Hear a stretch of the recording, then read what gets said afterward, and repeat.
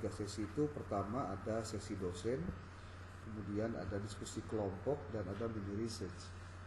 Mini research itu nanti dilakukan setelah pertemuan keempat.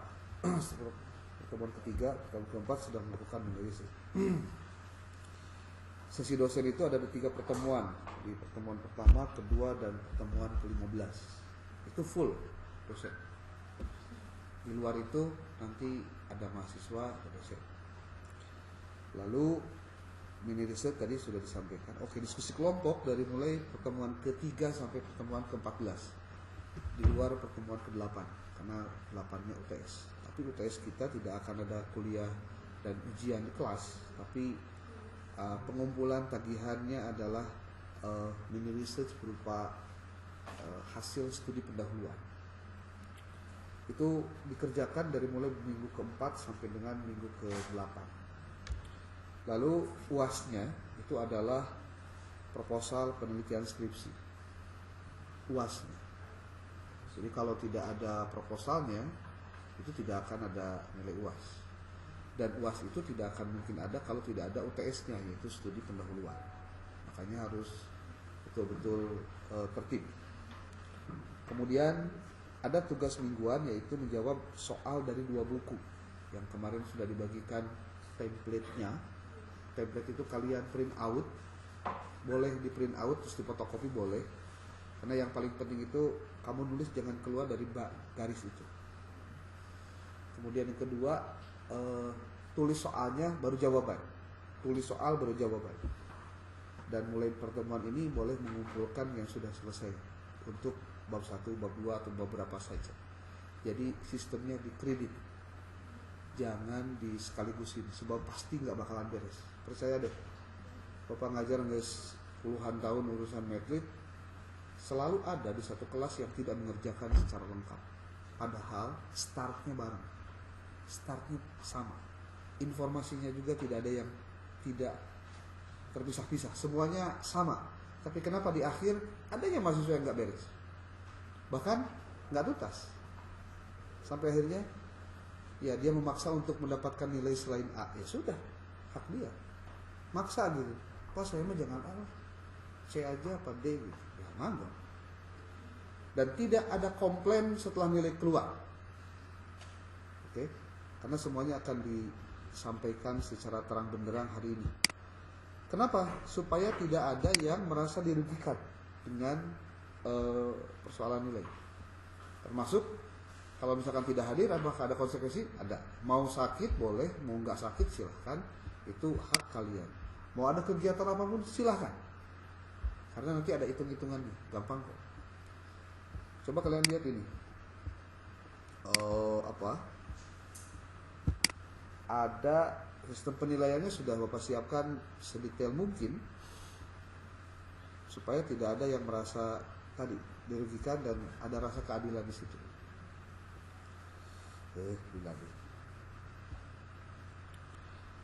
Kemudian apa lagi? Oke. Ada diskusi kan? Ada itu dibagi 11 kelompok sudah. Tema untuk masing-masing kelompok itu dikirim filenya di grup. File dikirim sudah di grup. Filenya sudah dikirim di grup maksudnya. Kemudian semua kelompok mengumpulkan tugas kelompok di minggu ketiga, berarti minggu depan, pada saat presentasi kelompok 1. Ya. Jadi minggu depan itu sudah mengumpulin tugas. Apakah hanya kelompok 1 doang? Enggak, semua kelompok. Apa yang dikumpulkan? 1 Word, isinya artikel itu. Yang kedua PPT. Kemudian apa saja yang harus disiapkan oleh kelompok? Nah, diskusi kelompok itu kita bagi menjadi 2. Ada kelompok presenter, ada kelompok pendamping. Apa saja yang harus disiapkan oleh kelompok presenter? Pertama, file Word yang berisi konten atau materi template. Nanti kita akan praktekkan bagaimana mendapatkan template di jurnal epistemik. Filenya dalam bentuk PPT disimpan di Canva, tapi file Word-nya sudah file PPT-nya untuk bahan presentasi. Lalu si kelompok presenter ini wajib menyiapkan soal pretest 15 soal PG secara online baik bentuknya Google Form, Kahoot, Quizzes atau apa itu. Soal pretest dan posttest harus soal yang berbeda, tapi dari materi yang sama. Ya.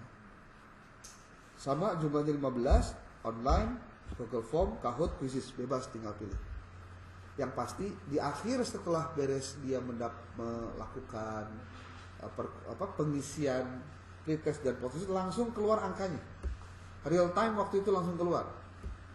Dan PJ berkewajiban mengumpulkan itu semua, nanti disatukan dan digabungkan. Soal pretest dan posttest harus beda, oke? Nggak boleh sama. Kalau kelompok 1 jadi presenter, maka kewajiban kelompok 2 sebagai pendamping. Nah, kan tadi ada kelompok presenter, ada pendamping. Pendamping itu adalah kelompok setelah kelompok 1 atau setelah kelompok berikutnya lah, ya. Yaitu pertama, siapkan harus ada host. Siapa hostnya? Nanti host dengan moderator beda tugas. Host itu ya woro-woro teman-teman mesti siap. Kemudian ke narasumber juga mesti siap. Mempersiapkan apakah dia untuk masalah pretestnya sudah siap atau tidak. Teman-teman duduk rapi dan pokoknya dia menyiapkan itu semua. Termasuk koneksi dengan TV-nya atau apapun yang kira-kira sebelum pelaksanaan dimulai. Lalu moderator itu harus disiapkan juga dari kelompok pendamping. Moderator ya memoderatori kegiatan diskusi. Kemudian di kelompok pendamping pun harus menyiapkan yang menjadi notulen. Notulennya untuk menyusun BAP. BAP itu nanti isinya pertama ada keterangan kuliah, mata kuliahnya apa, jam berapa, dosennya siapa, tanggal berapa, tempatnya di mana, lalu pertanyaannya apa, jawabannya apa, siapa yang pointer-pointer pointer-pointer presentasi, lalu pertanyaan apa, siapa yang bertanya, jawabannya apa, kemudian yang hadir siapa, yang tidak hadir siapa, dan ada fotonya.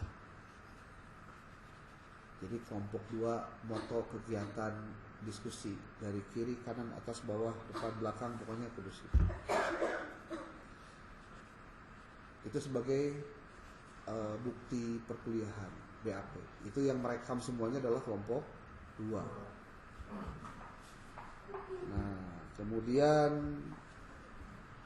Kemudian semua anggota kelompok 2 yang tadi pendamping ya wajib menyampaikan pertanyaan kepada kelompok 1. Wajib menyampaikan pertanyaan kepada kelompok 1. Walaupun dia jadi moderator, walaupun jadi host, dia walaupun jadi notulen, semuanya bertanya. Kalau kelompoknya ada 3 orang, berarti 3-3-nya nanya. Setelah beres yang 3 orang ini, boleh dilempar lagi kepada orang lain. Maksudnya kepada audiens untuk silahkan bertanya. Karena tidak bersikap bijak atau adil, pastikan semua bahan disampaikan, HP dinonaktifkan saat kuliah. Mungkin nanti Bapak minta tolong, ada yang nyiapin tempat khusus, atau kalau kalian mau, handphone semua dimatikan, masukin tas, tidak ada yang disimpan di atas meja. Ya, termasuk juga laptop untuk audiens, kecuali untuk presenter. Dan presenter pun tidak boleh pakai handphone dan buka apapun yang bisa membuat perkuliahan jadi tidak fair. Kalau bawa buku fisik boleh.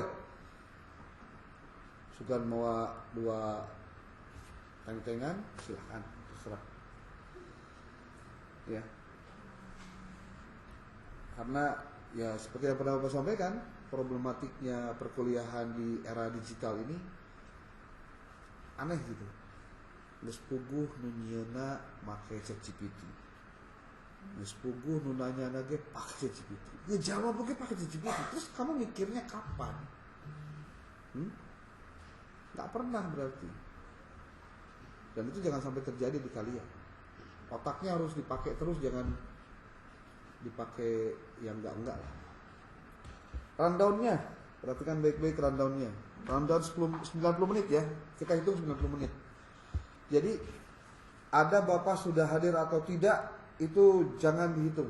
Pokoknya karena perkuliahan tetap the show must go on. Jalan. Contoh bisi Bapak keberangan, bisi nyeribeutkeun ka cai heula kan sanunya ho. Ya kan kita nggak pernah tahu. Tapi kuliah tetap jalan. Jalannya gimana? Mulai dengan pretest di 5 menit pertama pretest. Lalu paparan dari kelompok itu hanya 10 menit. PPT-nya juga jangan terlalu panjang, yang penting pointernya jelas. Dan materinya kan karena sudah terkumpul semua berarti diasumsikan semua harus membaca itu. Jadi nggak ada cerita mahasiswa sebelum dia mau kuliah dia nggak baca materi. Karena materinya sudah dikumpulkan semua dalam satu drive, kemudian orang bisa akses kapan saja. Cuma satu saja yang harus dilakukan, jangan dilakukan. Jangan iseng ngehapus file yang ada di Google Drive itu. Harus ada yang iseng. Sampai akhirnya merugikan orang yang sudah ngumpulin. Kan kasihan. Udah ngumpulin ternyata ada yang hapus. Kemudian tanya jawab 45 menit. Paparan dosen 30 menit, post test 5 menit. Selesai. 100 menit. Ini kalau yang 100 menit.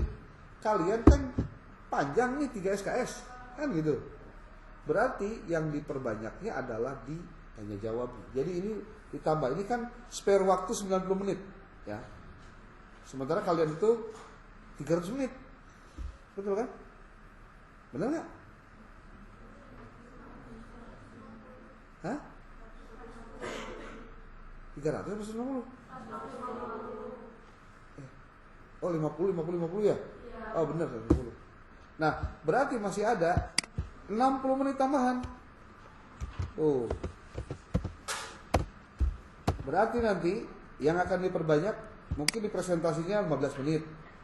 Tanya jawabnya mungkin bisa 1 jam. Ya. Nanti paparan dosen bisa lebih panjang. Gitu. Kalau yang kebetulan 150 menit. Ini modus untuk yang 90 menit. Waktu presentasi maksimal 10 menit. Moderator wajib mengingatkan presenter jika melebihi yang ditetapkan. Oke.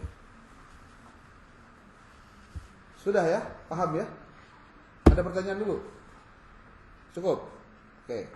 Ini Kuoba direkam, nanti Kuoba dimasukkan ke ke YouTube. Nanti kalian boleh cek satu persatu. Sekarang kita masuk ke teknis penyusunan naskah presentasi atau artikel. Ya. Di sini ada pertama apa yang harus dilakukan oleh kalian, yaitu pertama adalah mencari buku artikel ilmiah yang relevan dengan materi yang disajikan ke tiap kelompok. Dari mana mencari bukunya? Kemarin kan sudah disampaikan. Cari buku itu kalian cek di web z-library.sk. Sudah ya ini mah. Sudah bikin akunnya belum?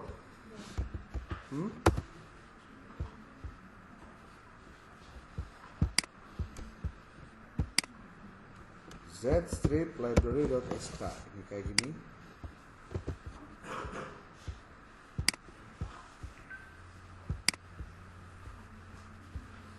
Sudah? Ketemu yang ini?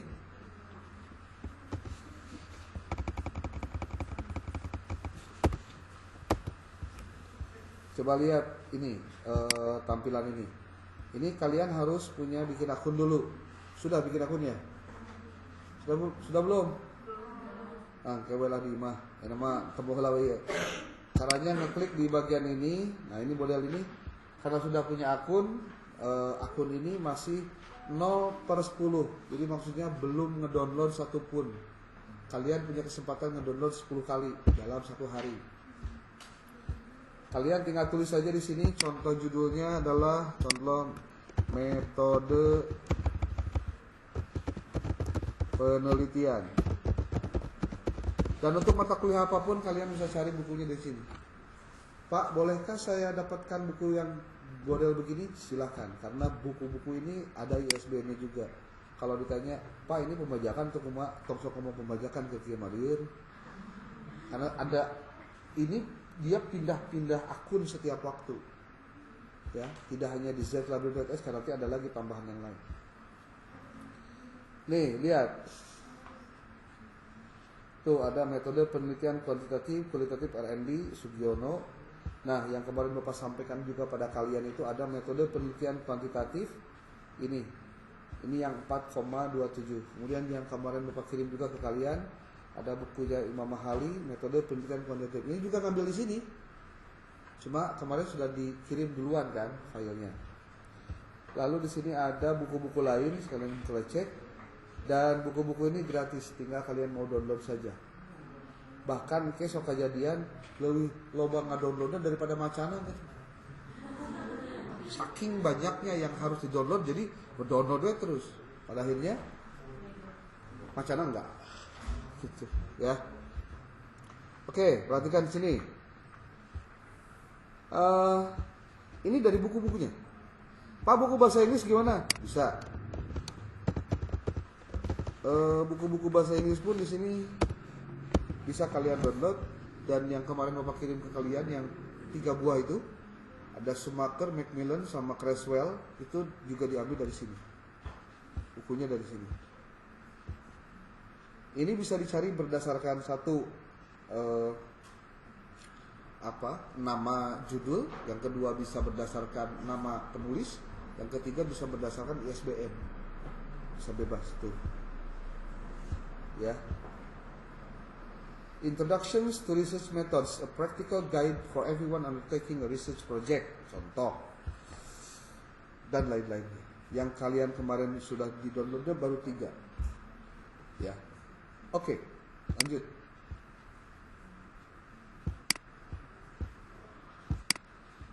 Kemarin tuh Bapak menyampaikan kepada kalian, belum ya, menyampaikan informasi. Ini sambil zigzag aja ya, zigzag bisi-bisi kalian. Nah, awalnya karena buku, terus karena nilai, terus karena naon. Nggak apa-apa, ini nu ingat lawe. Penilaiannya, ini penilaian. Bisi banyak yang bertanya, Pak, sistem penilaian mata kuliah Bapak apa? Ini saya kasih tahu. Pertama, kehadiran itu ada hitungannya. Maksimal di 16 kali pertemuan. Kalau 16 kali kamu masuk semua, berarti kamu dapat 100 secara otomatis. Gak usah banyak omong. Nggak hadir 1, ya tinggal dikurangi 15. Tuh 93. Kamu tuh hadirnya 5 kali, berarti 11. Berarti sekian nilainya. Kemudian di sini ada tugas terstruktur. Ada artikel, ada PPT, ada presentasinya. Kamu presentasinya juga ada penilaiannya. Lalu ada rata-rata pretest dan rata-rata post-test. Seluruhnya. Kalau kelompok 1 tampil, berarti dia tidak melakukan pretest post-test. Maka hitungannya adalah dia tetap dapat nilai, tapi akumulasi. Maka ketika semuanya tampil dan tidak mengisi pretest post-test, di bagian ketika dia menjadi presenter, hitungannya jadi 10, jadi pembagiannya jadi 10 semua. Ngertos tuh? Ngerti nggak maksudnya? Ngerti, oke lah. Buat lah. Termasuk juga post-test sama. Nanti ketika ini diakumulasikan ada nilainya. Berapa nilainya? Contoh, artikel dinilai 80. PPT-nya 80. Presentasinya standar 80. Rata-rata ini 80. Ini 80. Berarti rata-ratanya 80. Kemudian, kan buku itu ada 2 yang harus kalian download. Yang harus kalian isi pertanyaan dan jawabannya itu. Pertama buku Suharsiini Arikunto, yang keduanya buku Muri Yusuf. Buku Muri Yusuf itu ada 18 bab. Kalau kamu kerjakan full sampai dengan tuntas dan tidak ada kendala apapun, maka 18 ini muncul, nilainya 100. Kemudian kalau kamu Suharsiini full semua, gak ada yang kelewat, bahkan isinya juga lengkap. Karena bisa jadi begini, nulisnya lengkap 17 bab atau 18 bab untuk Muri Yusuf dan 17 bab untuk Arikunto. Ternyata jawabannya tuh gak benar, maka itu ada pengurangan poin. Karena sok ayah kejadian nggak jawab kisah kahayang gitu, yang penting ada. Padahal di jawaban di bab-bab tertentu yang Bapak sudah tahu, di Muri Yusuf dan di Suharsiini itu ada jawaban yang panjang yang memerlukan analisis. Ada. Karena harus bikin bahkan, bikin tabel, bikin gambar, bikin kalau kamu baca apanya? Baca soal dan jawaban. Kemudian nanti ada juga tugas mandiri untuk tabel anotasi, kemudian nanti pencarian gap dan novelty secara digital. Karena nanti ada kewajiban kalian untuk belajar melakukan itu. Nanti kalau ini kemudian dirata-ratakan, itu jadi tugas mandiri nilainya. Lalu ada UTS. UTS itu adalah studi pendahuluan yang merupakan hasil dari mini research kalian dari pertemuan 4 sampai 8 ya. Lalu ada proposal skripsi, itu sebagai soal UAS, tugas UAS. Dan ada aktivitas dan partisipasi. Nah, aktivitas dan partisipasi ini, pertama ketika kamu presentasi, itu aktivitas kamu. Partisipasinya apa? Ketika kamu jadi pendamping, bertanya, melakukan A, B, C, D. Kalau itu nggak dilakukan, nilainya udah kurang. Sebab kejadian begini. Ketika online ataupun offline, ketika presenter selesai paparan, siapa yang bertanya? Cari cing. Apa yang harus bisa dilakukan? Cari cing gitu. Ya, nggak bisa lah. Sekarang wajib. Dan tidak boleh kong-kalingkong antara pendamping dengan presenter. Ketahuan kong-kalingkong, ya itu mah urusannya Gusti Allah lah. Saya mah tidak tahu ya. Cuma kalau kamu berbohong, buat saya berbohong itu nggak bisa ditolerir. Karena itu attitude. Kamu boleh percaya atau tidak, saya sampai tidak meluluskan mahasiswa di S2 karena dia berani ngubah nilai tanpa izin saya. Dia nggak ada nilainya karena punya orang dalam, dia proses dapat nilai. Saya sampai adukan di tingkatan pasca. Kayak gini Mas Magister saya bilang. Apalagi dari S1 habis. Anda jangan harap bisa lulus dari UIN kalau sudah berperilaku di luar attitude, di luar nalar dan sikap yang benar. Oke. Nanti keluar angka mutunya, nanti keluar huruf mutunya, sudah selesai. Apa susahnya? Gak ada susah. Kenapa harus ada tugas mingguan itu? Supaya baca, itu aja, nggak ada lagi. Wajib baca. Kamu itu jangan jadi mahasiswa cuma ingat pas hari Jumat doang. Dari Minggu sampai Kamis nggak ingat bahwa kamu jadi mahasiswa. Kok kenapa bisa gitu Pak? Ya ada kasus di mana mahasiswa itu suka lupa apa yang menjadi kewajibannya. Dia taunya itu ketika ada tugas. Nah mudah-mudahan itu menjadi trigger supaya kamu tahu tentang tugas itu. Lanjut lagi.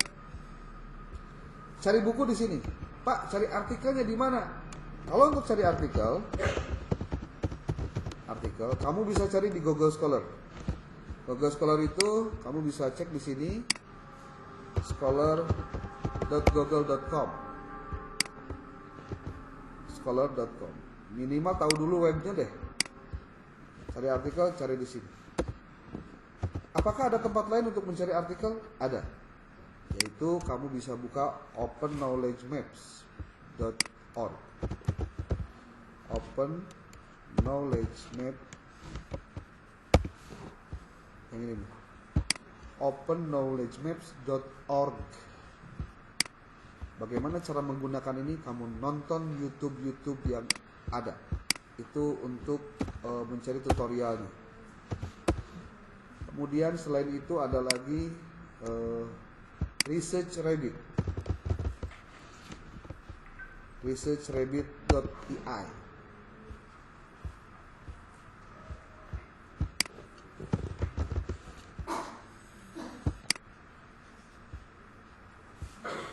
Ini ResearchRabbit juga sama, sebuah AI yang bisa digunakan oleh kalian mencari artikel-artikel yang memiliki kemiripan dengan jenis yang sama. Kemudian kamu juga bisa menggunakan doaj.org, bentuk yang berbahasa Inggris. doaj.org ini untuk mencari artikel jurnalnya. Kemudian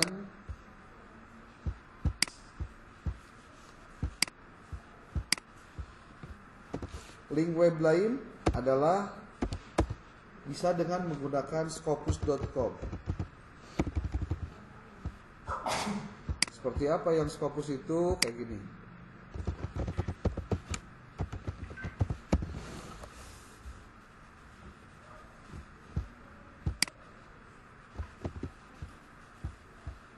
Nah ini tampilannya.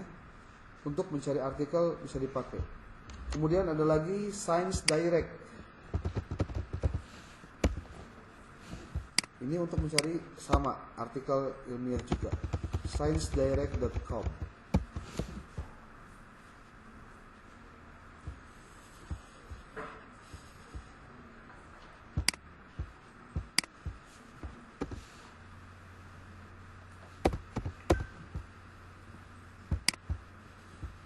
Ini baru Bapak sampaikan terkait web-webnya, belum teknik satu-satunya gimana cara neanganana.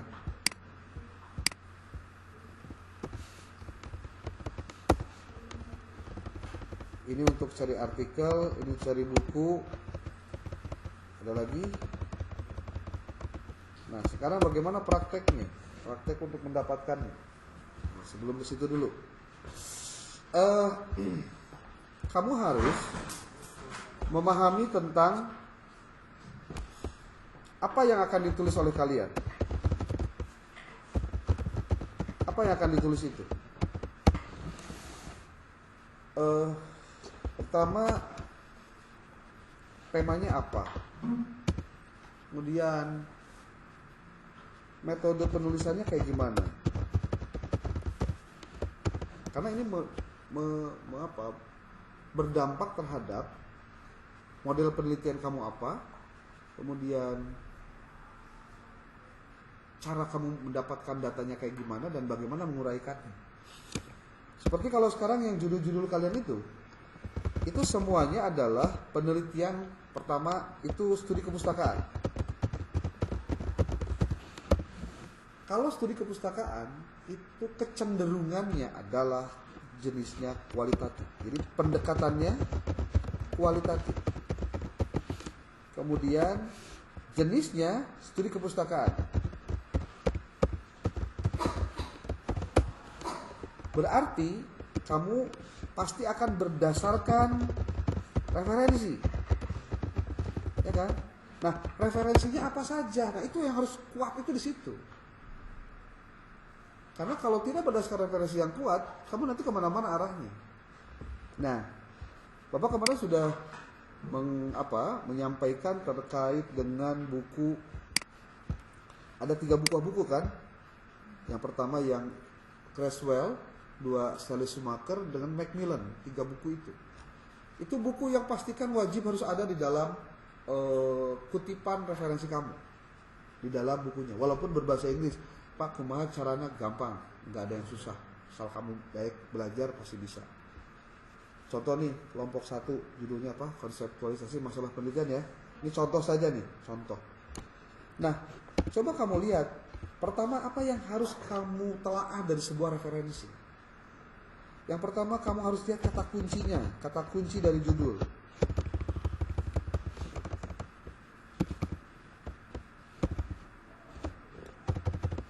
Kata kunci dari judul. Kalau judulnya adalah konseptualisasi masalah penelitian, sebetulnya fokus masalahnya ada di sini nih, di masalah penelitian. Dan boleh jadi kelompok 2 pun ada tentang masalah penelitian kan, merumuskan masalah penelitian. Tapi kata kuncinya adalah di masalah penelitian. Apa itu masalah penelitian? Ini sebetulnya Bapak sudah masuk ke bahasan kelompok 1 itu, sudah masuk ke inti dari mata kuliah kita. Padahal kalau kamu baca bukunya Muri Yusuf, bab 1, 2 itu kebanyakan berbicara tentang kenapa penelitian, apa itu penelitian, kenapa manusia melakukan penelitian, kan hal-hal dasar. Artinya Bapak lewat itu terkait hal dasar, kenapa kalian bisa baca sendiri dan kerjakan di soalnya. Yang paling penting hari ini sudah masuk ke substansi materi tentang metode penelitian. Yang pertama adalah tentang konseptualisasi masalah penelitian. Coba cek di buku kalian, itu ada di bab berapa tentang masalah penelitian itu. Lalu Untuk di bukunya si siapa? Si Macmillan atau Creswell, dia ada di beberapa juga. Ini jadi sesuatu yang perlu dipelajari. Contoh nih ya. Ini bukunya si Schumacher, Sally Schumacher. Sally Schumacher, di sini ada Creswell, di sini ada Fundamental Educational. Pak, boleh nggak saya menggunakan AI dalam menulis artikel di mata kuliah ini? Boleh. Tapi jangan goblok, tanda petik, jangan bodoh. Karena ada kasus di mana mahasiswa itu cuma pengen beres bikinnya tapi nggak ngerti cara bikinnya dan tidak paham apakah yang ditulisnya itu benar atau tidak. Karena dia 100% berharap dari AI. Apa yang harusnya dilakukan oleh kalian? Gampang sebetulnya. Nih, Bapak kasih tahu. Yang kamu harus siapkan dalam setiap aspek perkuliahan untuk mendapatkan jawaban di AI adalah ini nih. Kalau bicara AI itu ya,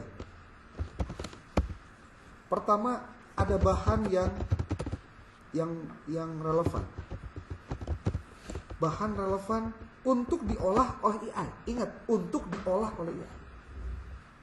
Dan bahannya harus ada referensinya. Berarti tugas kamu yang pertama adalah cari referensi yang relevan.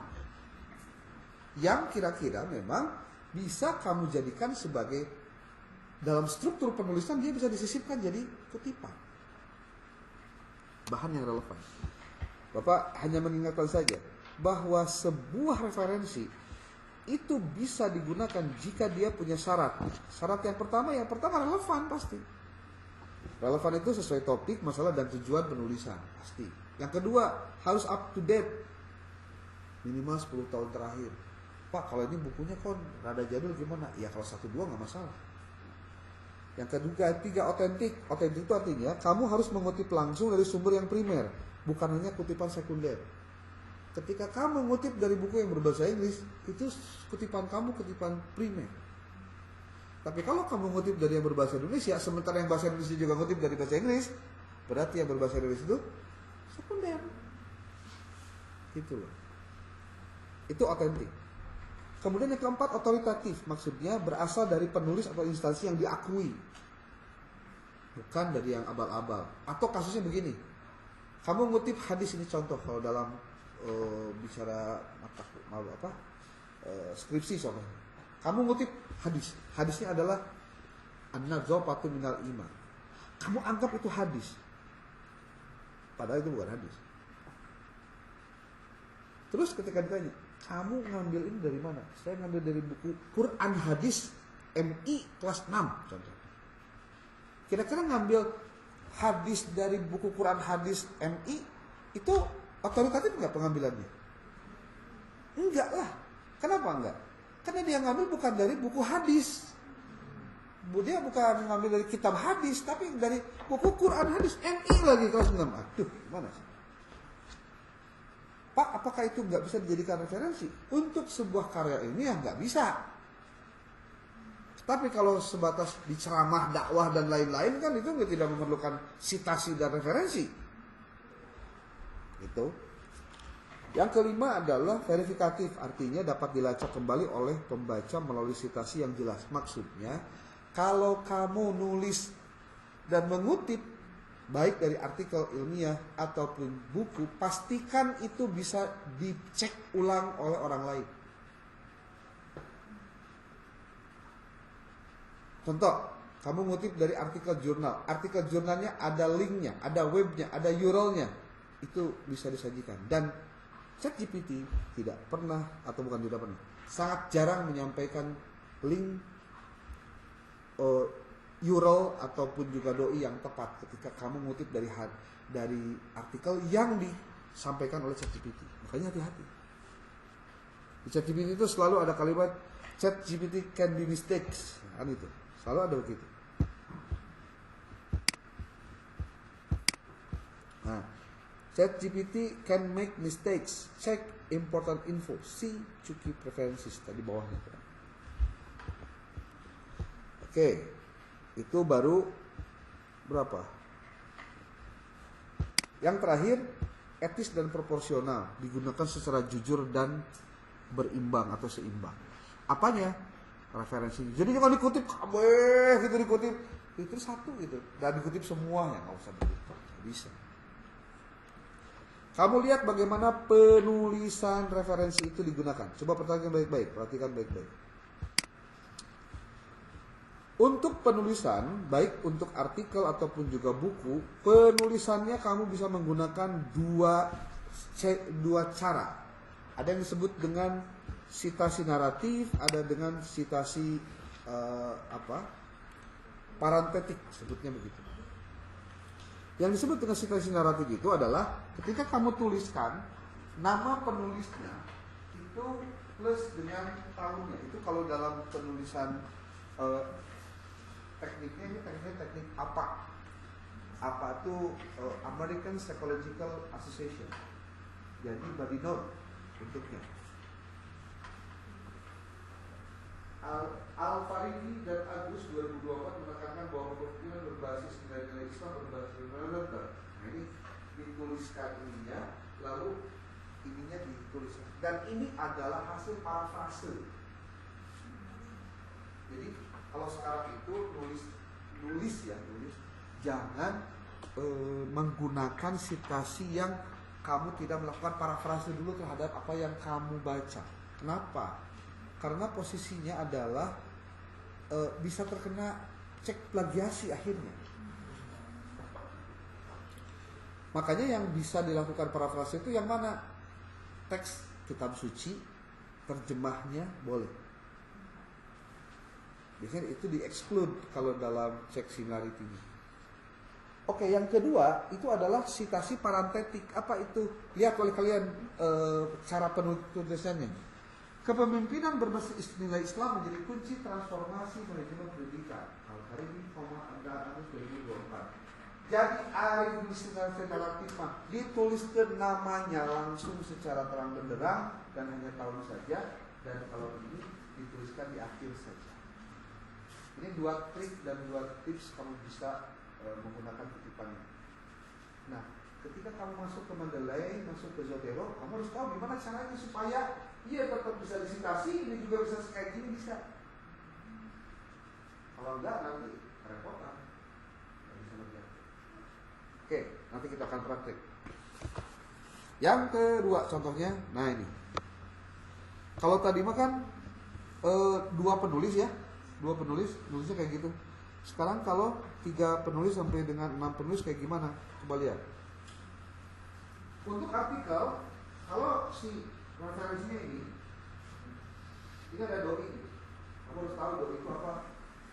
Digital Object Identifier. Itu alamat digital untuk sebuah artikel atau buku secara digital.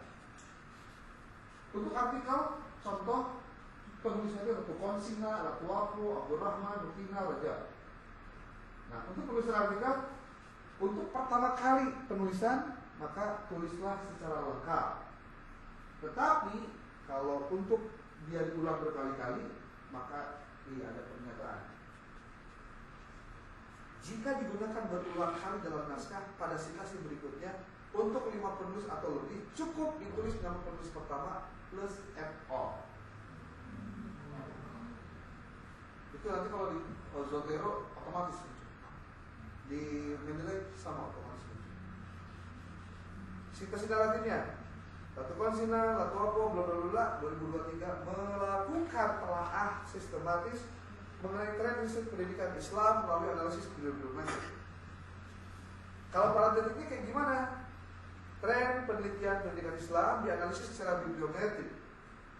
Latu Konsina, Latu Apo, Abdul Rahman, Nutina, bla. Tapi nanti kalau pada saat kamu sudah berkali-kalinya, maka ke berikutnya itu kamu harus tulisnya begini. Tapi kejadian di Mendeley pertama kali pun sudah FO. Pertama kali dia langsung FO karena terlalu panjang ya. Oke. Kamu lihat bagaimana cara pengutipan. Halo, lihat sini baik-baik. Contoh.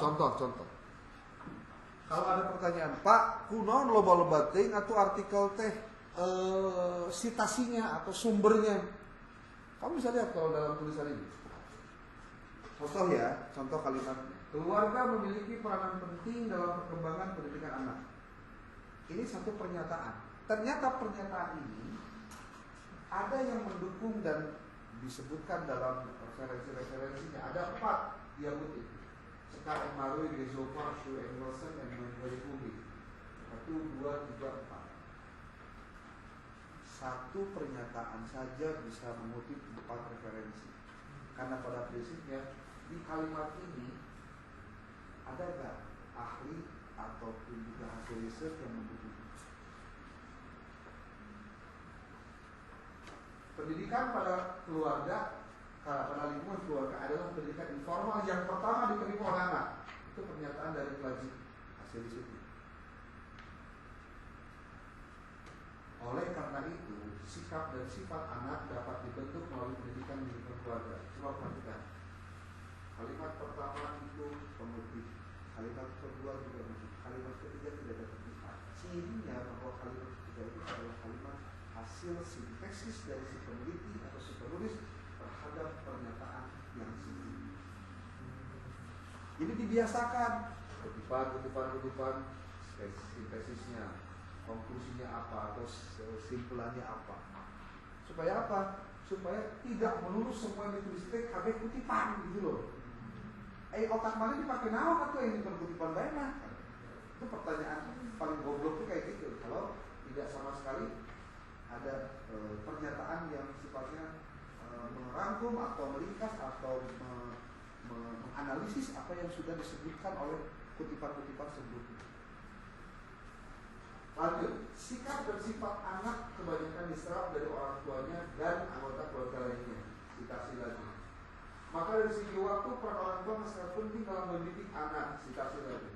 Terkait dengan hal tersebut, faktor keterlibatan orang tua seperti perhatian dan kegiatan belajar akan mendorong motivasi belajar anak. Ini sintesisnya lagi dari pernyataan sebelumnya.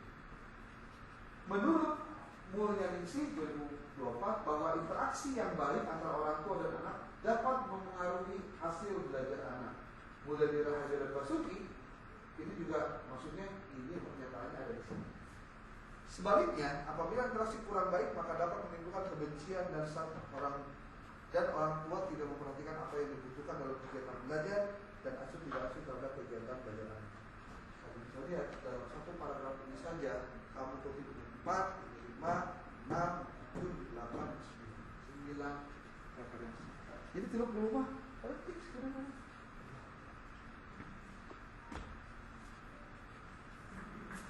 Kan pasti pertanyaan, apa caranya supaya bisa kieu? Ayo caranya. Caranya adalah begini. Kamu bisa bolak-balik. Pakai bahasa Indonesia, pakai bahasa Inggris. Inggris. Maksudnya kumaha Pak? Lihatkan nih. Katakan baik-baik. Untuk artikel itu kan sudah disampaikan bahwa kamu menggunakan apa? Menggunakan template jurnal epistemik ya. Berarti downloadlah jurnal epistemik. Sok download. Sudah download belum? Masuklah ke epistemic.com. Ke epistemic.com. Pegiat literasi journal.pegiatliterasi.org.id atau langsung nulis di Google jurnal epistemik nanti muncul. Sok.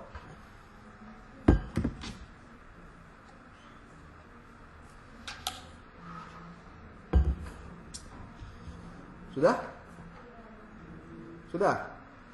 Turun ke bagian bawah. Nanti ada template. Ini, template-nya download.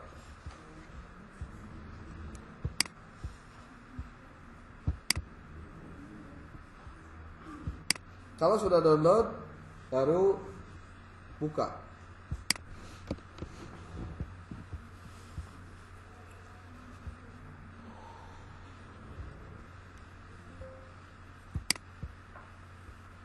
Sudah dibuka template-nya.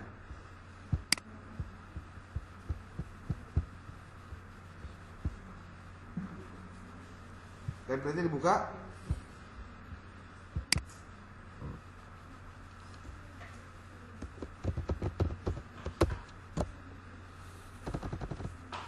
Sudah? Sudah?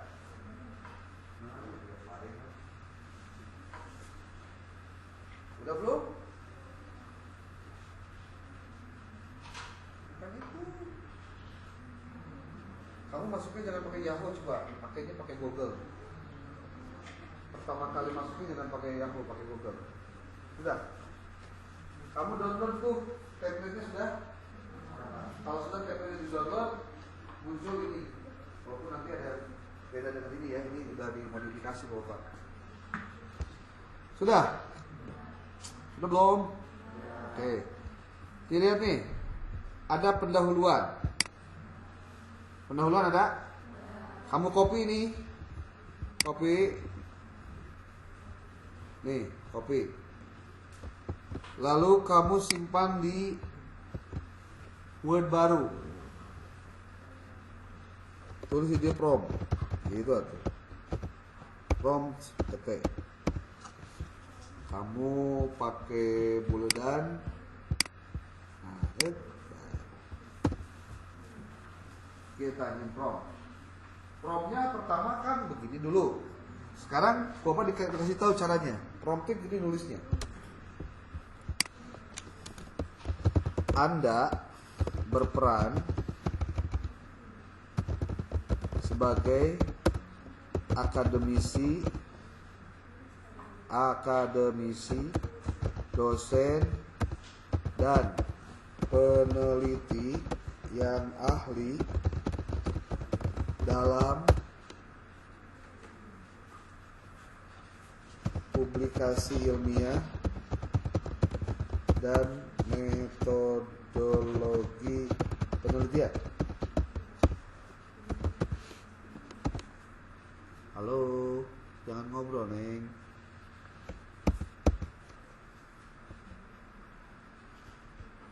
Anda berperan sebagai akademisi dosen peneliti yang ahli dan berpengalaman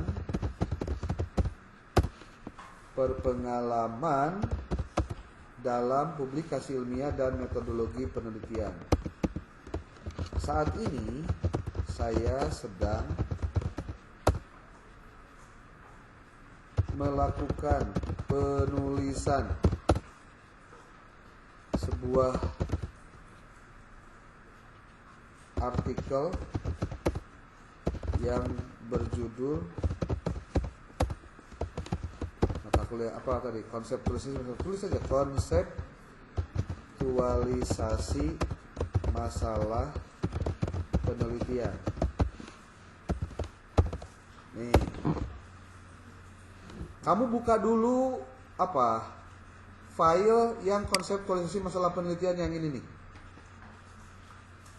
Ini nih, ininya dibuka dulu, oke?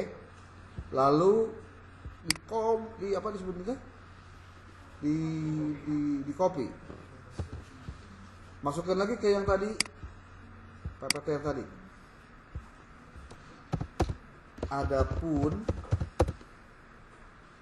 isi yang harus dibahas dalam artikel tersebut adalah sebagai berikut.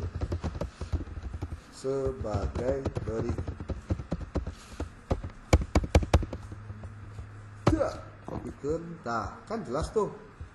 Ini, nah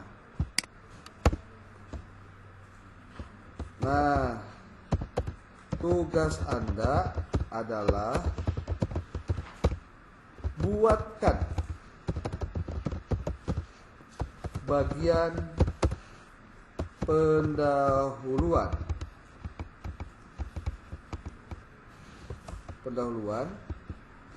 dari rencana artikel tersebut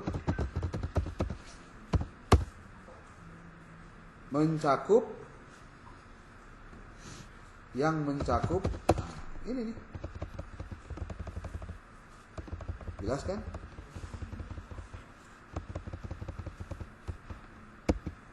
Jumlah kata adalah 1.500 kata. dengan referensi yang berasal dari buku-buku metode penelitian dan artikel ilmiah yang relevan dan ini ngobrol wae masih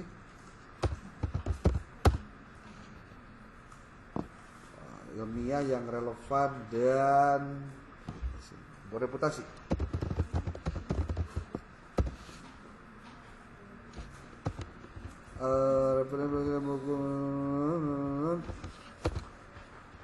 Dengan teknik apa? 7TH. Nah, kita sudah ini copykan. Setelah di copy, masukkan ke ChatGPT. Orang cobaan pakai ChatGPT nu murah, nu murah teh, gratisan. Ini ChatGPT gratisan nih. Kalau kamu menuliskannya dengan prompt yang tadi, ya teh encan menggunakan yang lain-lain ya. Belum menggunakan file yang di-uploadkan belum, ini masih umum dulu, umum. Karena seharusnya justru harus disandingkan dengan referensi yang berimbang. Tapi kamu cek coba ini. Baik, saya akan membantu Anda menyusun pendahuluan untuk artikel berjudul konseptualisasi masalah penelitian. Saya buat dalam 4 paragraf sesuai struktur yang Anda minta. Ada fenomena, ada masalah utama, ada tinjauan studi, novelty, dan tujuan akhir. Panjang total sekitar 100.500 kata dengan gaya akademik, runut, dan disertai referensi APA 7 edition. Tuh. Ini kekurangannya apa? Kekurangannya adalah di sini tidak disebutkan. Nah, ini ada referensinya dikutip. Tapi kan kamu nggak baca referensinya. Lihat, secara teknis panjang ini baru sekitar 700 kata. Jika Anda ingin benar-benar 700 kata, saya bisa perluas tiap paragraf dengan uraian konseptual lebih mendalam. Maksudnya, apakah Anda ingin memperluas dengan tambahan? Ya, perluas. Ya, silahkan perluas.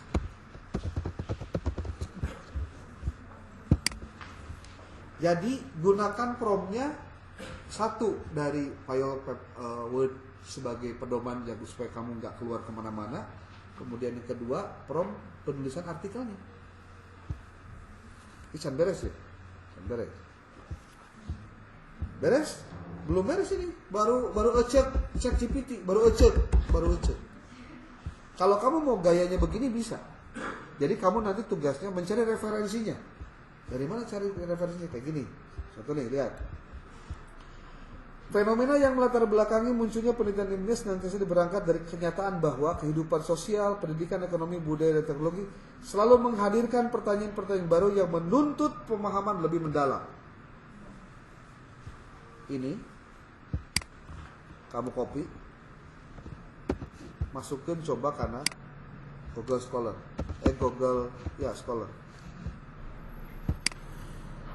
Nanti kamu masukkan kalimat barusan yang di copy ya. Kemudian kamu klik ini.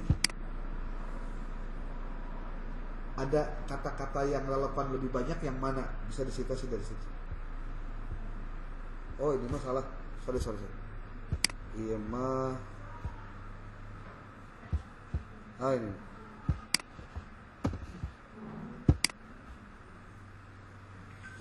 Tuh.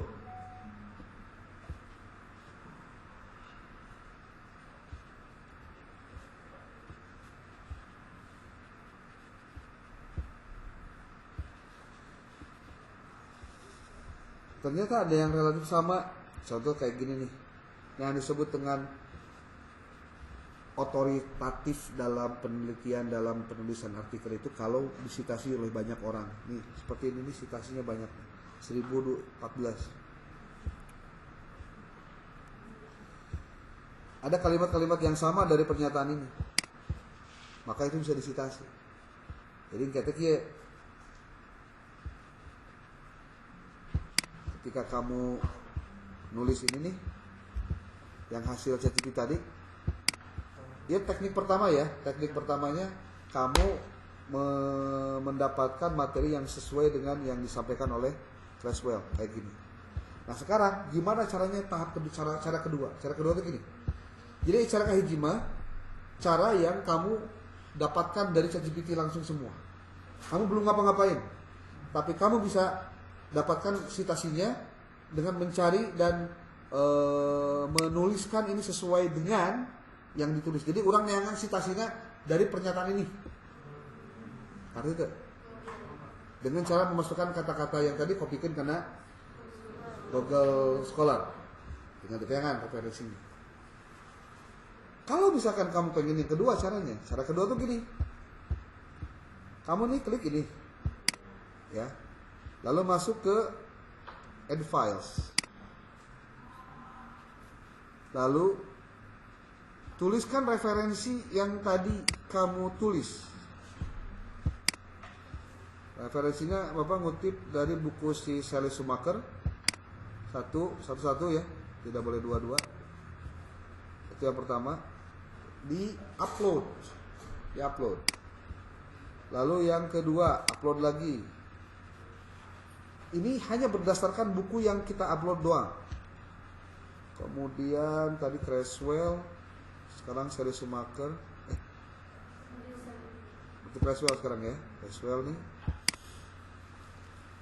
Yang keempat, sekarang yang kelima.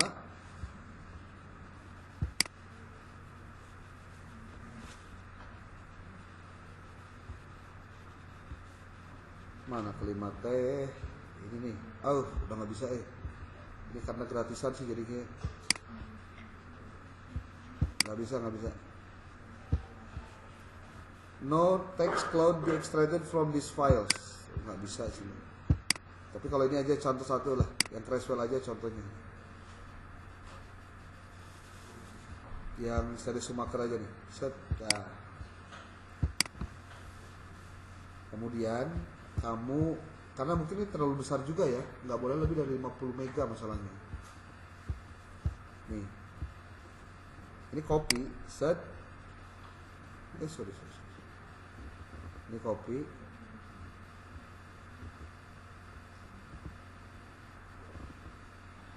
kemudian masukkan ke sini. Jadi kita mah pengen mendapatkan citasi dari ini doang. Nah, kemudian kan 7 itu gitu.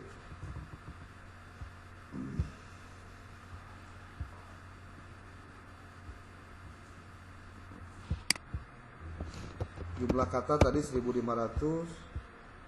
Kemudian Anda berperan sebagai bla bla bla bla. Nah, tadi sudah dijelaskan ini detailnya. Ini yang harus dituliskan di dalam penjelasannya, yang harus dijelaskan nanti. Ini adalah promnya.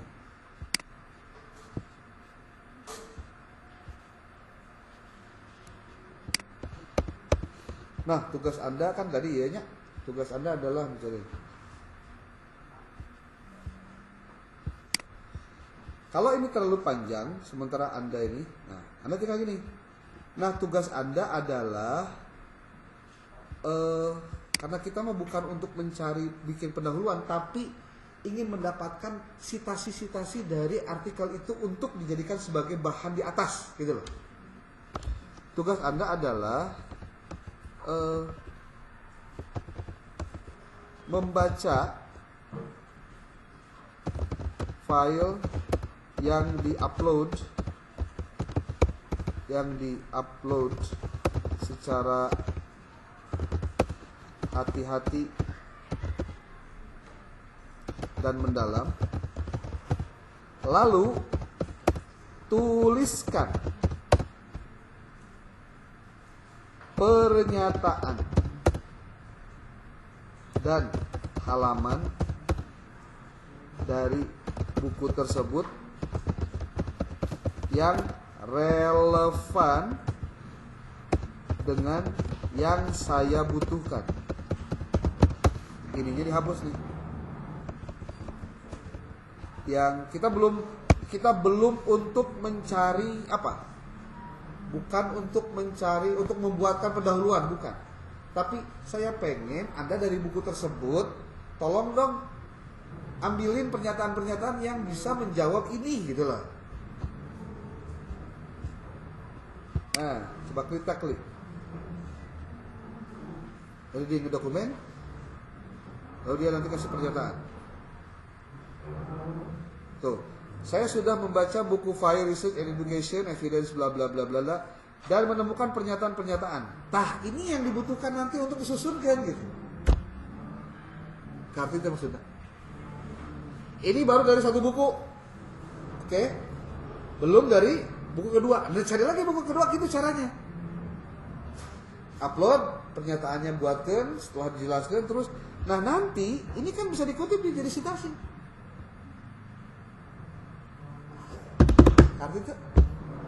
Kartu sih mudah kan? Nggak ada yang susah kalau mau dikerjain. Nggak susah. Bener. Pasti deh.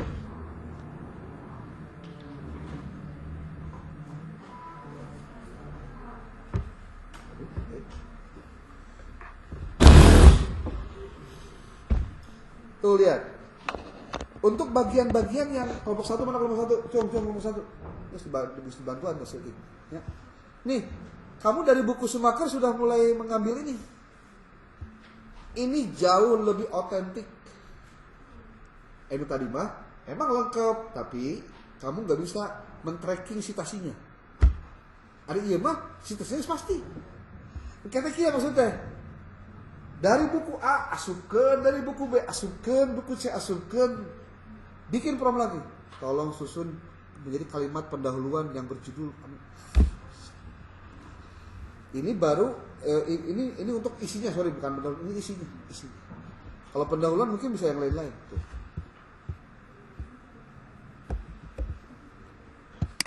Kumata. Arti itu harusnya ketika dua kali bolak-balik ya ngebahas ya. Ini tuh dengan pernyataan di atas Anda bisa menyusun artikel, tuh kan gampang gitu dan semoga. Jadi cara kerja AI itu hakikatnya dia akan sesuai keinginan kita jika kita siapkan bahannya. Kemudian perintahnya jelas. Dengan perintah yang tidak jelas, dengan pernyataan yang berbeda, hasilnya bakal. Nah, terus lihat di artikel itu, di template jurnal epistemik itu kan ada pendahuluan, kemudian ada metode, kan gitu. Bisi kamu lihat, pak metode teh kumaha sih ieu teh. Nah, gampang sebetulnya mah. Metode kamu copy.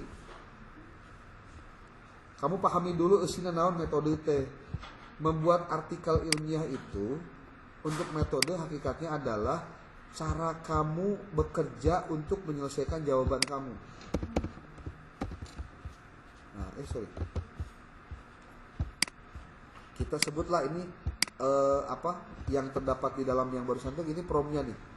Bagian metode menjelaskan langkah-langkah yang dilalui dalam melaksanakan penelitian atau studi. Oleh karena itu perlu ditunjukkan cara dia. Sekarang ini, kamu tulis bahannya, judul artikel, naon, kelompok 1, kontekstualisasi masalah penelitian. Nih, kopikan ini satu tak. Nih, cara menyusunnya ya. Judul artikel. Yang kedua, metodenya apa? Metode penulisannya. Metode itu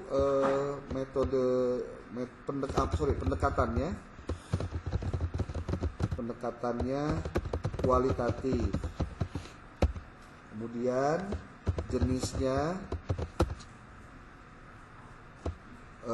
studi kepustakaan. Nah, referensi utama utama. Nah, kamu tuliskan judul bukunya non-UN utama teh. 1 apa, 2 apa, 3 apa, 4 apa, 5 apa. Contoh nih, judul pertama teh apa tadi teh? Schumacher teh.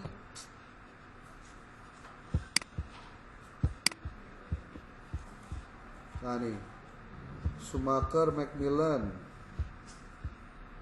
Research and Education karya Macmillan and Schumacher. Nah ini 1.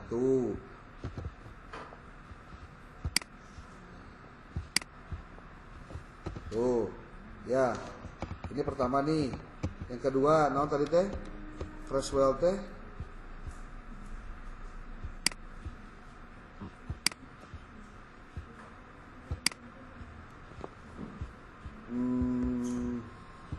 Educational research.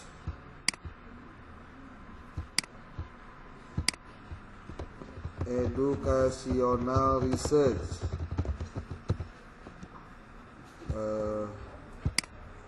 Ini nih, planning, conducting, and evaluating quantitative and qualitative research.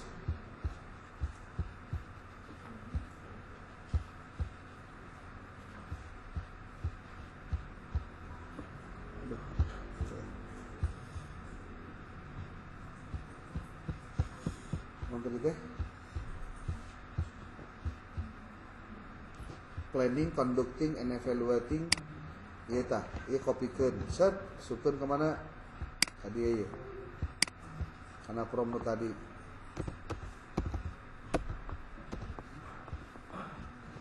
Creswell.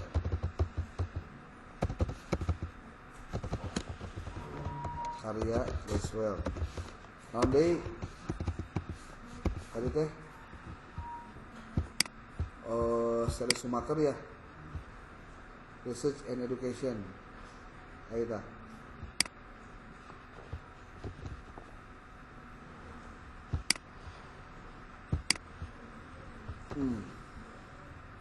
Research Education, Evidence Based Inquiry, James karya. Ini buku-buku babotnya ya yang dipakai. Terus nanti tadi teh?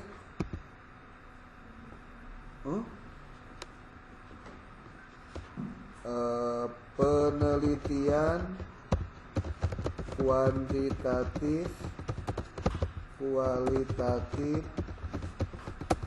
dan gabungan karya A. Muri Yusuf. Terus yang ketiganya prosedur penelitian karangan Suharsini Arikunto.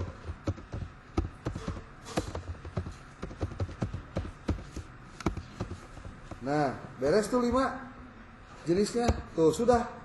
Jadi konseptualisasi masalah penelitian, kualitatif, kepustakaan, referensi. Waktu penulisan. Contoh selama 2 minggu dari pertemuan pertama kemarin ya. Bulan apa kemarin tuh? 1 September 1 sampai dengan 14 September 2025. Kemudian apa lagi nih? Nah ini coba di ini apa sih? Oke, bagaimana prosedur? Tuh lihat. Isi dari metode itu adalah menjelaskan langkah-langkah yang dilalui dalam melaksanakan penelitian atau studi. Oleh karena itu perlu ditunjukkan secara rinci kepada pembaca mengapa metode yang digunakan dapat diandalkan dan valid dalam menyajikan temuan penelitian. Bagian metode penelitian harus dapat menjelaskan metode penelitian yang digunakan, termasuk bagaimana prosedur pelaksanaannya, prosedur dilaksanakan, penjelasan tentang alat, bahan, media, atau instrumen yang digunakan masing-masing tentang desain penelitian. Populasi dan sampel itu target penelitian, itu tidak ada dalam penelitian kepustakaan, ya. Kemudian menulis subtitle dalam metode harus dimasukkan dalam paragraf, bukan poin atau penomoran. Untuk penelitian kualitatif seperti penelitian tindakan kelas, studi kasus, perlu ditambahkan kehadiran peneliti, subjek penelitian, informan yang dibantu. Ini berarti nggak usah karena bukan penelitian kualitatif jenis di lapangan. Kemudian ini ditulis dalam bentuk paragraf. Dalam penulisan konvensi ini, Anda tidak lagi mengutip definisi dan pengertian dari konsep-konsep metode penelitian. Yang harus Anda tulis adalah bagaimana tahapan penelitian yang Anda harus lakukan. Ini. Jadi, kalau begitu, ini dihapus nih.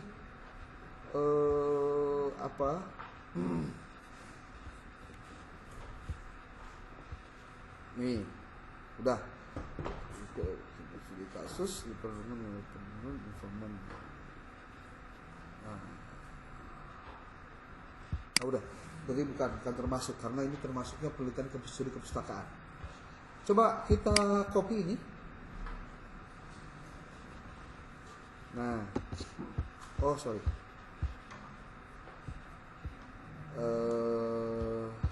Ini nih, lihat nih, cara bikin ROM-nya. Tugas Anda buatkan bagian metode dengan menjelaskan bla bla bla bla bla. Buatkan bagian metode untuk judul yang tadi di atas. Ini keterangannya kan ini judulnya. Kita copy ini.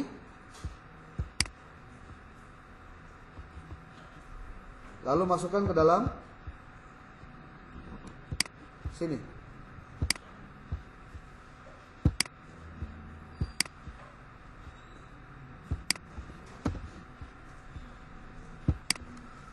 Nanti gimana jawabannya? Coba perhatikan baik-baik. Baik, saya akan menyusun bagian metode untuk artikel konseptualisasi masalah penelitian sesuai arahan Anda. Karena penelitian bersifat kualitatif dalam bentuk studi kepustakaan dan research, maka pendekatan yang digunakan dalam eksplorasi literatur, analisis dan tool. Jadi nggak ada serangan sebenarnya. Jadi kudu pakai prom itu supaya dia tuh ngerti arah pemikiran Anda tuh apa. Metode penelitian. Penelitian ini menggunakan pendekatan kualitatif dengan jenis studi kepustakaan. Pendekatan ini dipilih karena tujuan utamanya tuh diberi arahannya jelas. Karena di dalam promnya Anda harus jelaskan alasan kenapa menggunakan ini. Dia berikan alasannya. Pendekatan dipilih karena tujuan utama penelitian adalah melakukan eksplorasi, analisis, dan sintesis konseptual terhadap gagasan tentang konseptualisasi masalah penelitian sebagaimana dibahas dalam literatur metodologi penelitian. Kehadiran peneliti dalam penelitian ini tidak dalam bentuk interaksi langsung dengan lapangan atau partisipan, melainkan sebagai instrumen utama yang berperan aktif dalam menyeleksi, membaca secara kritis, menginterpretasi, dan menyajikan kembali pemikiran para ahli. Kehadiran peneliti sangat penting karena analisis dalam penelitian kepustakaan bersifat reflektif, interpretatif, dan tergantung pada kepekaan peneliti dalam menafsirkan makna teks yang dikaji. Tadi padahal problem kata-kata aja. Tapi ketika kita berikan clue-nya, dia langsung ngabret. Subjek penelitian dalam studi ini bukan berupa individu atau kelompok masyarakat, melainkan gagasan, pemikiran, dan argumentasi konseptual yang terkandung dalam literatur metodologi penelitian. Literatur utama yang menjadi sumber data meliputi 5 buku rujukan pokok, yaitu Research Education, bla bla bla tadi tulis. Tadi tulis. Buku-buku ini dipilih karena memiliki reputasi akademik yang baik, digunakan secara bla bla bla bla bla bla bla. Prosedur penelitian dilakukan beberapa tahap berkesinambungan. Tahap pertama adalah pengumpulan bahan pustaka dan analisis literatur berdasarkan kriteria relevansi, otoritas penulis dan keterbaruan. Tahap kedua adalah pembacaan kritis dengan cara menelaah isi literatur, bla bla bla bla bla. Instrumen penutama ini menggunakan referensi Mendeley atau Zetoro untuk mengorganisir kutipan dan sumber rujukan. Tuh. Ini tahapan ieu teh kudu dikuat. Kudu dipatuhi. Dengan demikian instrumen yang digunakan tidak berupa kuesioner atau pedoman wawancara, memang bukan. Kan ini studi kepustakaan. Sebagaimana penelitian lapangan melainkan seperangkat tertentu, seperangkat bantu untuk mendukung analisis teks. Teknik pengumpulan data dilakukan melalui dokumentasi, yaitu menyalin, mengutip, dan merangkum informasi. Itulah studi studi literatur. Teknik ini dianggap paling sesuai dengan teknik kepustakaan karena memungkinkan peneliti menelusuri gagasan penulis secara mendalam. Nah, analisis data dilakukan dengan metode analisis data, konteks analisis. Analisis ini dilakukan dengan membaca berulang teks yang telah dipilih, kemudian mengidentifikasi tema utama yang berkaitan dengan konseptualisasi masalah penelitian. Data dianalisis dengan pendekatan deskriptif analitis, yaitu bla bla bla bla bla. Penelitian dilaksanakan selama 2 minggu mulai tanggal 1 sampai dengan September. Lokasi penelitian di ruang kerja penelitian dilakukan dengan akses ke perusahaan digital bla bla bla. Tuh. Ini baru bagian metode, belum bagian result. Result mah tergantung tadi. Anda copy paste ini, minta pernyataan-pernyataan yang mau dikutip. Kita baca lagi kayak gini. Nih lihat, diklik ini. Ini add photo files. Coba, tadi dari buku Schumacher ya. Sekarang dari buku Creswell coba. Kita copy. Jadi lemon gede ya, gede ininya, gede PDF-nya, lemon gede memang rada trouble. Nih.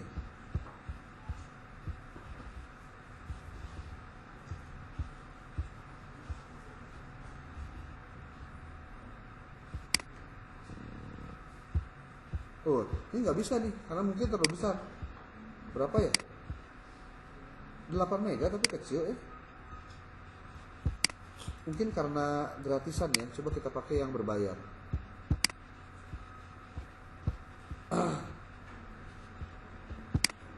Bayar nih.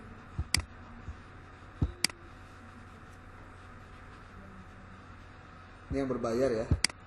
Kita coba ambil satu file, lalu kita upload file itu. Dari file itu kita upload. Contoh tadi buku apa? Creswell ya, yang belum ya. Nih, Creswell. Kita upload dulu buku ini. Lalu setelah itu kita minta dia melakukan ini. Coba perhatikan baik-baik.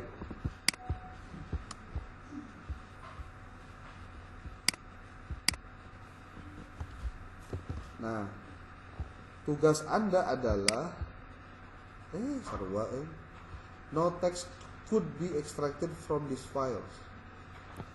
Apa ya masalahnya? Mungkin filenya nggak bisa diekstrak, terus si tulisannya nggak bisa dibaca gitu ya. Karena tadi nggak masalah tuh si bukunya coba yang ini nih, Fundamentals of Education.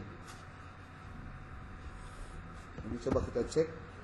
Tugas Anda membaca file, diupload secara diagram, tuliskan pernyataan dan halaman dari buku tersebut yang relevan dengan yang saya butuhkan, yaitu apa yang dibutuhkan. Yang dibutuhkan itu adalah ini. Yang bagian ini nih.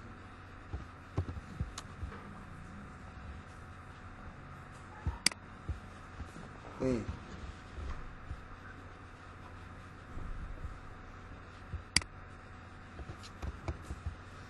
Nah, untuk tugas Anda adalah membaca file yang diupload secara hati dan mendalam, lalu tuliskan pernyataan dan halaman dari buku tersebut yang relevan dengan yang saya butuhkan, yaitu bagian-bagian ini. Coba kita klik. Nah, ini nanti kan kita seperti tidak membaca teksnya, tapi kita minta dia untuk bacain, lalu hasilnya itu kita copy, karena kita minta dia untuk menyiapkan ini. Tuh.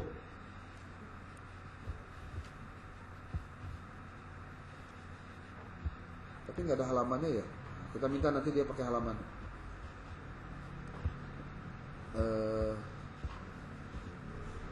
Gampangnya gini. Caranya adalah ini di edit di sini. Bentar. Ini belum beres nih, dia jawabnya belum beres nih. Nah, kalau pakai tabel bisa nggak? Bisa. Tapi bisa lihat lah. Nih. Nah, tugas Anda adalah membaca file yang diupload mendalam, lalu tuliskan pernyataan dan halaman dari buku tersebut yang relevan dengan teknik apa? 7.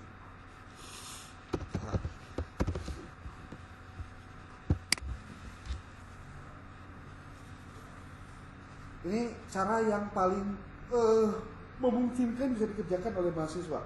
Baca naskahnya dulu, ambil pernyataan-pernyataan yang mau dikutip, lalu nanti digabungkan semua, disusun semua. Itu lebih cepat. Ini nggak kayak yang di atas ya. Tuh lihat tuh. Kalaupun tidak ada bagian halamannya pun tidak masalah. Kenapa? Karena kan yang diminta hanya tahun dengan nama penulisnya saja. Masalah pernyataan. Jadi kita diujikan kabeh. Oke, jadi satu pernyataan. Kemudian itu baru dari buku yang kedua ya. Tadi ada buku yang nggak bisa diupload, mohon maaf nih, karena nggak kebaca nih. Creswell tadi yang nggak kebaca, Bogdan sekarang yang Bigland coba. Kita copy lagi ininya promnya.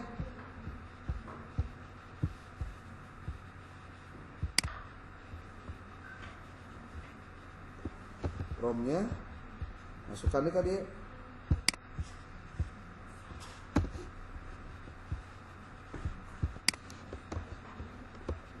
MPP 005 Bogdan and Bigland.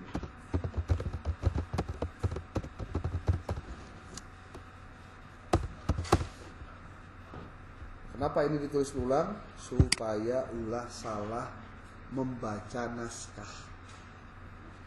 Tuh, reading documents. Jadi si ChatGPT-nya membaca naskahnya. Tuh. Sudah dapat dari 3 buku tuh?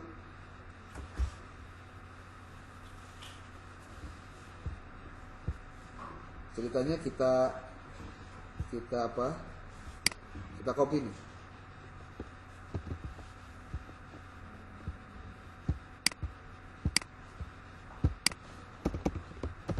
Buku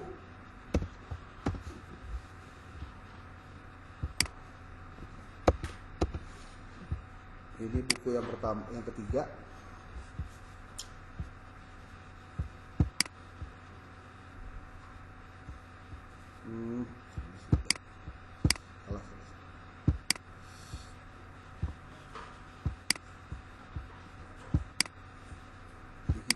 Biar gampang ngedeteksi.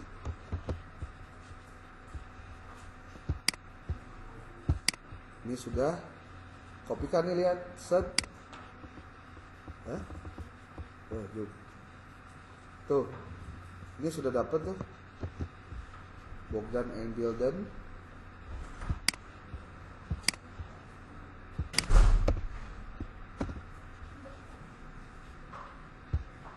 Tuh, ini satu. Yang kedua buku yang tadi, yang ini dari buku apa ini? Macmillan.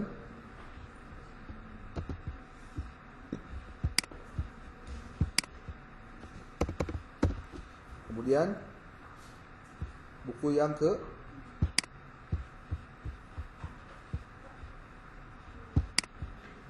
nih,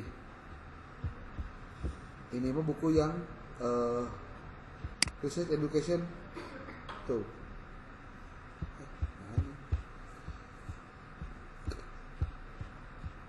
No. Setelah ini ada gabungan seluruhnya.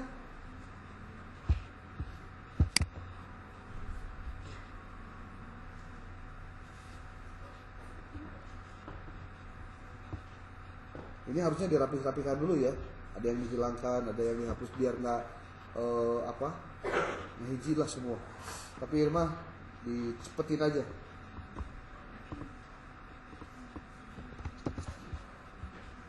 Nah, masuk ke dia. Perhatikan baik-baik. Ini nggak pada lemah ya, gimana ya? Cah, Ctrl V, muncul semua. Tidak. Berdasarkan isi 3 buah buku di atas, mohon buatkan bagian, kudu dibiasakan, result itu hasil untuk menjelaskan judul konseptualisasi masalah penelitian dengan komponen yang dibahas yaitu sebagai berikut. Ingat ya, komponen yang dibahas itu nih sesuai dengan yang terdapat dalam file ini. Nah,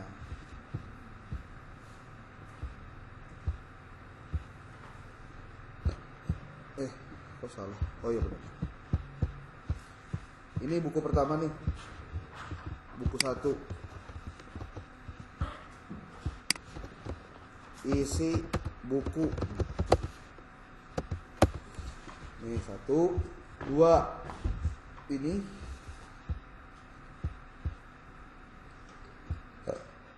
3 yang ini. Nah sekarang tuh lihat, berdasarkan 3 buah buku di atas, mohon buatkan bagian result untuk menjelaskan judul, konseptualisasi dengan komponen yang dibahas, yaitu sebagai berikut. Dengan teknik apa? Dengan citasi menggunakan apa style? 7. TH.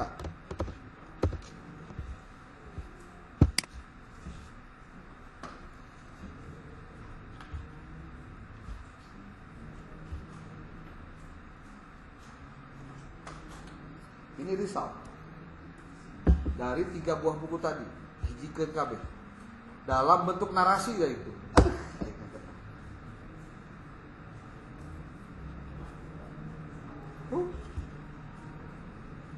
Ya poin-poinnya kan sesuai dengan buku Payo yang kelompok 01, 02 sampai 11. Nah, jadi kalau kamu di dia ayat tulisan Charles Schumacher, Macmillan, gitu lain halu gitu. Kamu menang baca 3 buku nah ikuti. Jadi lagi ya dihijikeun gitu. Tapi kamu harus baca benar. Misalnya kemudian berbagai sumber literatur, pengembangan teori, kata Macmillan, pengalaman langsung dalam praktik pendidikan juga dapat menghasilkan perbedaan signifikan dan dalam penelitian kualitatif menetapkan pentingnya. Tapi ini perlu dieksplorasi lagi. Tapi ini baru temuan dari buku. Ingat ya, yang udah dulu. Lamun penelitian kualitatif lapangan, kamu akan banyak wawancara, observasi, pengamatan, dan rekomendasi. Tapi karena kamu studi literatur, maka kamu lebih banyak menelaah buku. Ketika buku yang ditelaah, berarti ini adalah temuan dari buku itu. Ingat loh, dari buku yang dikaji. Kita nggak ngebahas buku yang lainnya.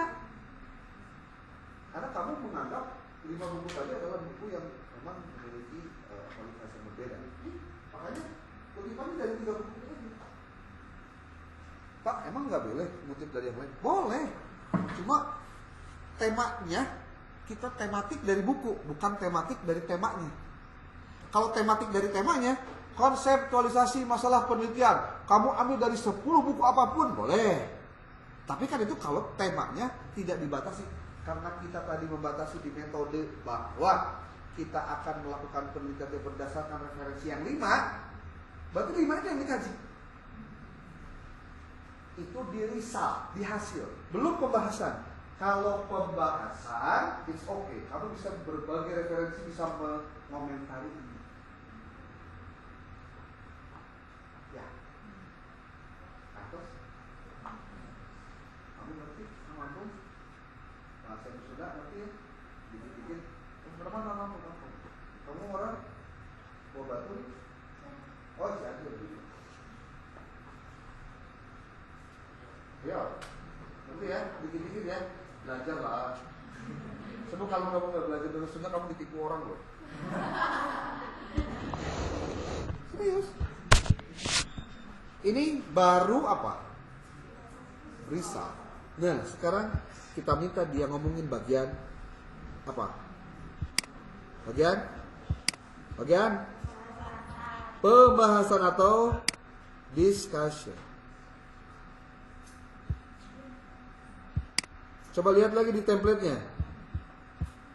Ini sebenarnya mah pakai IUG sih sebenarnya. Nih template-nya. Ini template ini nih.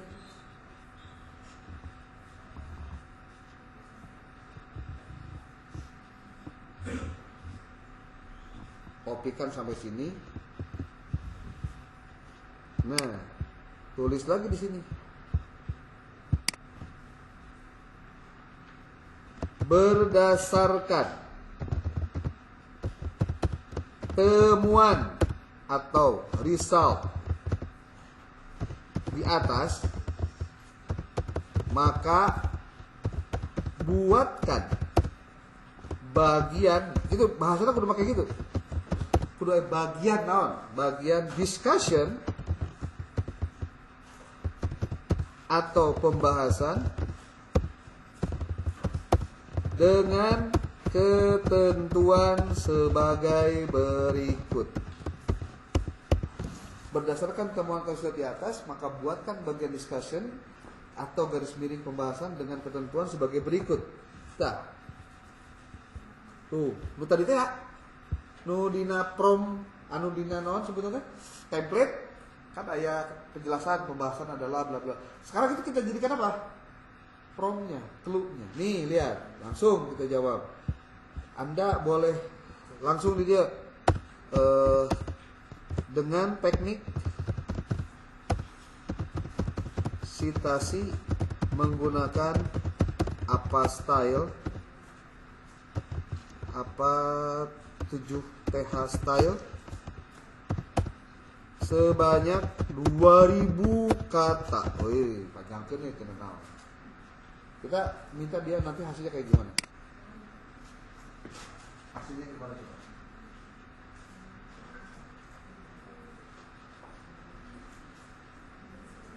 Searching web dan lain-lain. Tuh, pembahasan.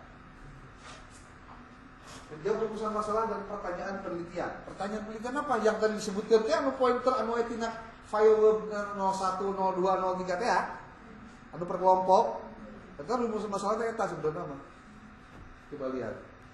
Pembahasan, menjawab rumusan masalah dan pertanyaan penelitian. Konsep solusi masalah merupakan proses mendasar untuk menjawab pertanyaan penelitian tentang apa, mengapa, dan bagaimana dalam masalah. Sebuah masalah layak diberikan fokus penelitian. Berdasarkan temuan dari Bogdan dan Bigren, masalah penelitian dalam kualitatif bertumbuh dalam ada isu yang memerlukan pemahaman keamanan mendalam, bukan sekedar fakta. Yang menekan kebutuhan agar rumusan yang jelas. Dengan kata lain, rumusan masalah penelitian Anda seharusnya menjelaskan isu.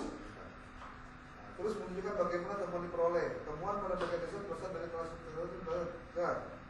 ya, nah jadi pengkajian ini pengkajian tentang referensi yang dibuka itu apa gitu. Menafsirkan temuan. Dari gabungan temuan tersebut kita bisa menafsirkan bahwa konseptualisasi masalah bukan sekedar tugas formal, melainkan nih strukturisasi pemikiran, menghubungkan dengan struktur pengetahuan yang mapan, memunculkan teori dari multiplikasi baru, menganalisis kelebihan kekurangan kelemahan kontroversi itu. Temuan dan diskusi ini menunjukkan bahwa konseptualisasi masalah penelitian adalah tahap yang krusial dalam memastikan penelitian mempunyai arah, kontribusi, dan koherensi metodologi. Kalau kamu nggak ngerti kata-kata ini, bisa cari di kamus atau tanya lagi ke ChatGPT. Kayak mana maksudnya tahu tulis jawab. Paradigma penelitian menentukan untuk masalah kayak literatur, publikasi, untuk kondisi baru penting untuk ayat. Tuh, sanksinya boleh. Nah, ini referensi yang dikutip oleh dia. Kalau kamu ingin memastikan bahwa dia benar atau ente nulis enak, tinggal diklik kanan, tulis langsung, open linknya, benar apa enggak? Kalau dia benar ke arahnya, berarti benar ini, kayak gini benar nih. A practical guide to writing quantitative and qualitative research questions and hypotheses in scholarly articles. Halus ya? Baru practical guide of writing ini sudah, ini juga bisa diklik.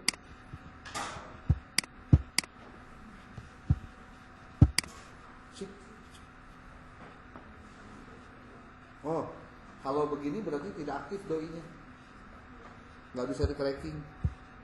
Berarti kamu harus mencari ini, dicari aja ininya nih, diklik masukin ke Google Scholar atau google.com.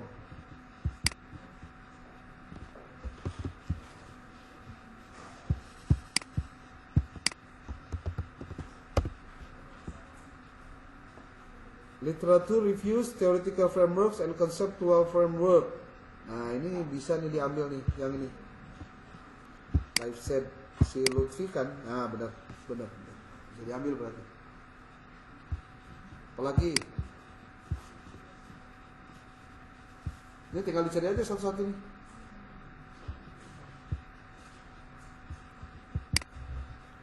Lodi.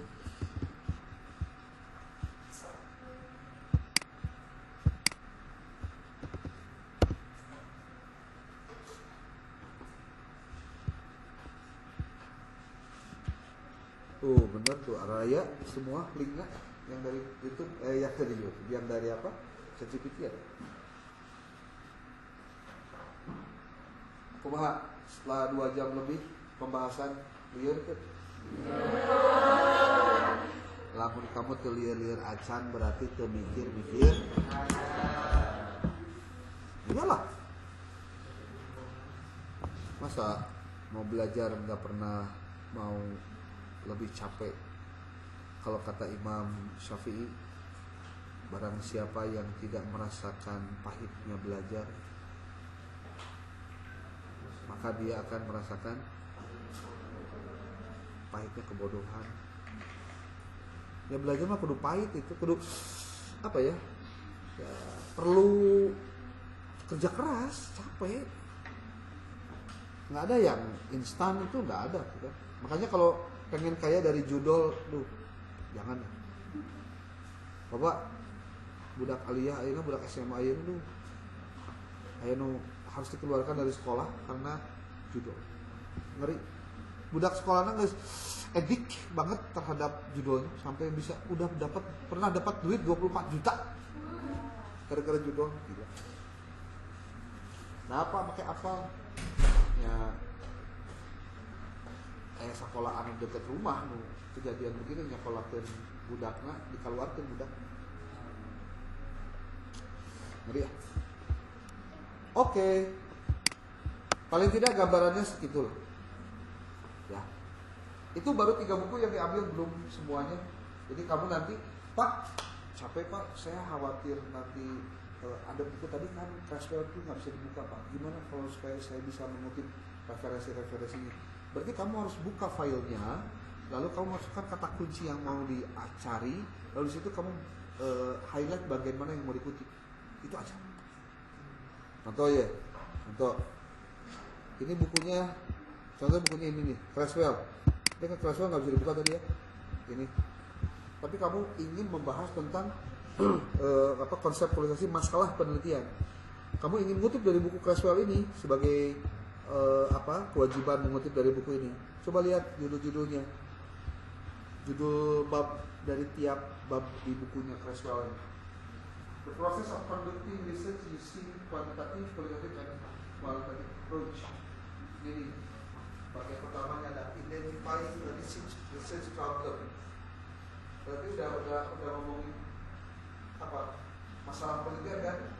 Di model 8. Aku cek aja dulu ke 858. Di bagian 58 cek, bisa kontrol F tulis 58, bisa. Kita langsung ke bagian ini. Nah, ada pembahasan lebih detailnya. What is a research problem and why it is important? How does the research problem differ from others? Bla bla bla. Lamun maneh bahasa Inggrisnya sarua jeung bapak lah, teu ahli-ahli amat itunya. Simpel sebenarnya mah ayeuna mah geus loba alat dan teknologi yang bisa membuat kamu bisa cepat untuk membahas itu.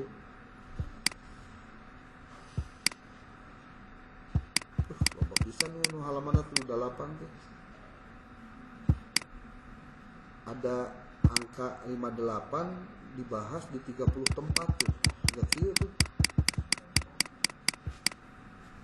Nah, Nomor 8. Nah, ya. Oke.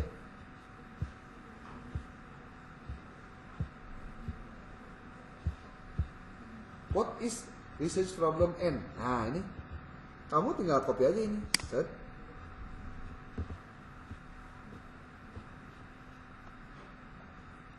Copy. Halo, tinggali. Nah, kamu don't blink coba. Nanti itu don't blink. Lah ngicep. Nih, pernyataannya ditulis, ya. Lalu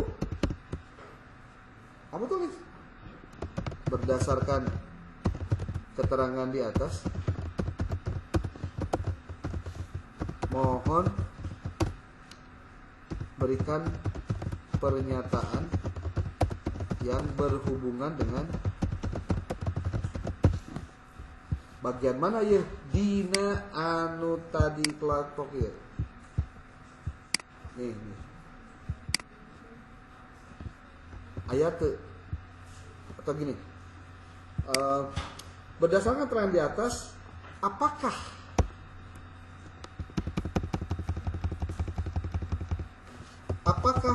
terdapat pernyataan yang berisi tentang konseptualisasi masalah penelitian? Hayang apal we kira-kira menina ngajawab kumaha. Kan kita nggak bisa ngakses PDF. Nah, geus copykeun filenya, copykeun we naskahnya, masukkeun kan ChatGPT, biarkan dia baca. Tuh, ya teks yang Anda kutip mengandung pernyataan yang berhubungan langsung dengan konseptualisasi masalah penelitian. Tuh kan, beda. Konseptualisasi masalah penelitian pada dasarnya adalah proses mengidentifikasi, menuliskan dan menuliskan masalah penelitian secara jelas sehingga menjadi dasar. Pentingnya mengidentifikasi salah. Ini pernyataan bahasa Inggris lah, itu loh. Dia simpulan dia, ini pernyataan apa? Deskripsi penjelasannya. Gitu. Kemudian nih definisi masalah penelitian.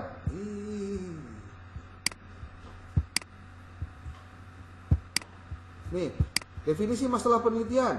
Research problems are the educational issues, controversies, and concerns that guide the need for conducting a study. Ini penjelasannya apa? Tuh, iya bisa diasupkan ke naon? Karena tadi kan mesti lu tak harus sama ulah wakan hijikeun deui, ulah wakan dihijikeun tapi kumpulkeunlah hiji-hiji gitu. Beres kita per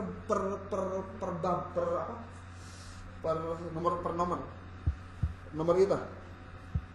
Jadi tong sekaliguskeun diberedelkeun kita. Tong diberedelkeun mana deh.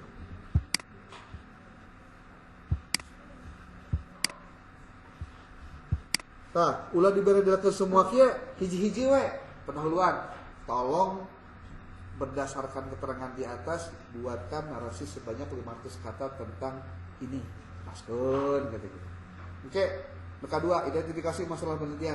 Tolong buatkan penjelasan berdasarkan referensi yang saya berikan untuk menjadi sebuah paparan berupa paragraf sebanyak 500 kata. Jelaskan. Jadi referensi pertama, referensi kedua, referensi ketiga, referensi keempat, referensi kelima. Kan dia membahas tentang bagian-bagian ini. Nih. Nah, itu diambil satu-satu. Rapihkan berdasarkan buat narasinya. Beres tuh. Bisa tak? Bisa tuh. Itu bisa wae. Apa tong sare wae coba. Ngerti teh alurna. Yang paling penting itu ngerti alur. Ngerti pola. Ngerti pattern. Kalau kamu ngerti pattern, serumit apapun kamu bisa beresin pattern. Pertama, bahwa menulis artikel harus berdasarkan template. Template-nya sudah ada dan template itu sekaligus bisa jadi prompt. Nah, tinggal kamu nyari bahannya kan? Nyari bahan juga kan nggak gampang. Bahannya harus dari mana? Berdasarkan pointer yang terdapat di dalam file tiap bagian itu. Itu yang akan kamu ambil. Nah, sumbernya dari mana? Sumbernya dari buku. Bukunya mana? Sudah disiapkan bukunya. Tah, 5 siki. Dari sumber itu kamu harus susun. Kan dibaca malila. Itu yang gancang kan? Jadi kamu dapat hasilnya doang lah. Kan macam apa lamun mana nyeri huntu datang ke dokter gigi bari maca gitu ka bari nungguan. Gae eta mah. Hah? Kan ini mah diburu waktu ya.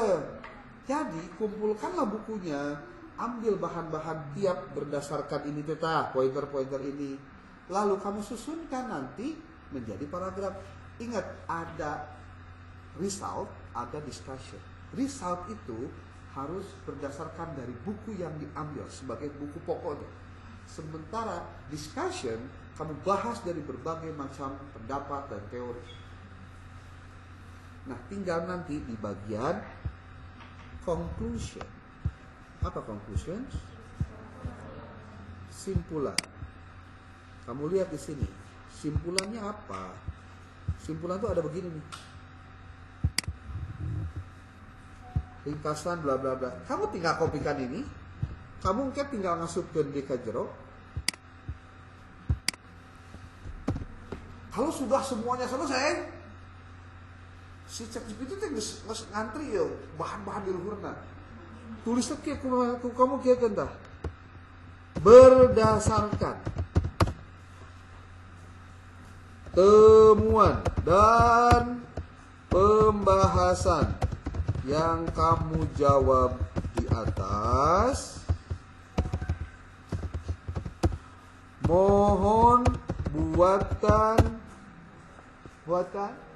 bagian simpulan yang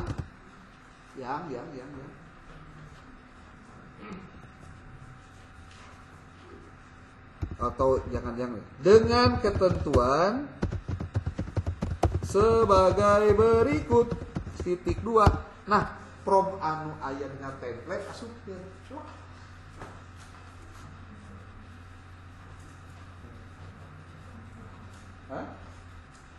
Paham nggak? Jadi petunjuk bagaimana cara menulisnya sebenarnya mah aya di mana? Auto guideline-nya yang ada di dalam template-nya sebenarnya.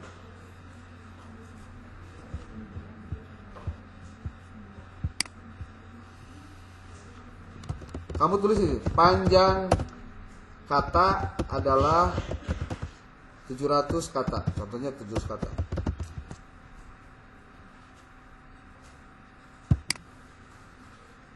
Ingat ya, jangan pindah-pindah chat. Chatnya satu itu aja. Jangan pindah ke chat yang lain, mungkin mau baca. Tuh.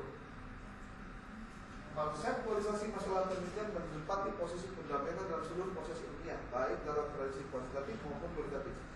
Berdasarkan temuan yang dihimpun oleh Bogdan dan Lickman dan Macmillan Schumacher, itu kan 3 buku itu hanya.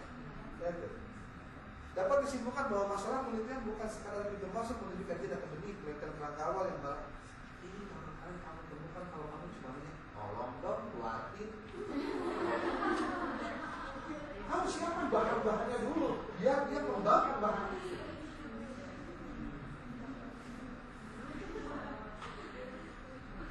Yuk, mau nanti dikit hasilnya mual halus, lalu bahannya ada halus. Kamu bagus dulu bahan, baru kamu bisa bikin yang bagus. Konsekuensi logis dari temuan ini adalah dalam pengembangan sains adalah kebutuhan untuk memperkuat kesadaran metodologis bla bla bla bla bla. Alus kieu teh. Moal alus teh lamun teu alus bahanna. Bahan moal alus lamun neangan bahanna teu bener. Neangan bahan teu bener ge moal bener lamun promna ge teu bener. Jadi alurnya harus ketemu. Oh, harus begini, harus kieu.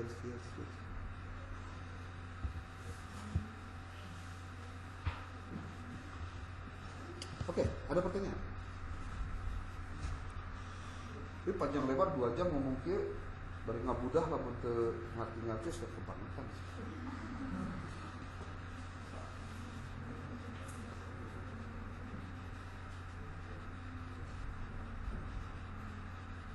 Kumaha?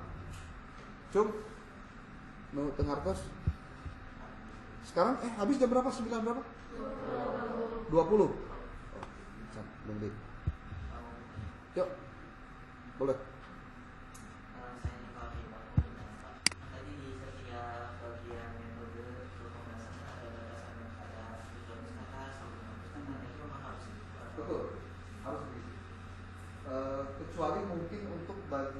pembahasan gini, kalau bikin artikel ilmiah itu ada batasan kata. Lamun di dalam epistemik mah 5.000 sampai 7.000 kata.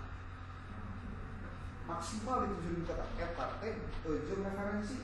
Eta itu referensi.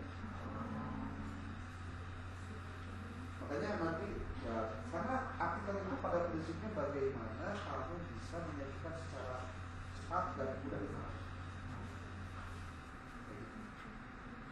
Pokoknya totalnya 7.000. Makanya pendahuluan contohnya 1.000 kata, ya. Terus simpulan 500 kata, metode 500 kata, sisanya nanti result dengan pembahasan. Oke? Ya. Pak, boleh nggak ke 8.000 atau 9.000? Untuk sementara ini boleh saja, karena memang ini bukan untuk publikasi di jurnal epistemik juga. Jadi gini, tolong ke PJ sampaikan kumpulan dari tugas kelompok 1 sampai dengan kelompok 11 itu nanti akan kita kumpulkan jadi satu, dijadikan book chapter. Tahu kan? Paham lah. Jadi bahannya dari situ. Book chapternya dia nanti dijilid, di print out dicetak, dijilid, Bapak dapat 2, sisanya ke prodi. Kalau kamu pengen dapat juga, ya kamu tinggal cetak aja. Saya pikir cukup ya. Ada 4 menit lagi buat kamu ulang-ulang.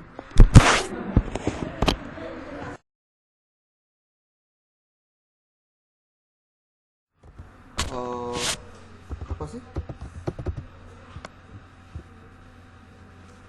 Open knowledge map, research rapid, terus apa lagi?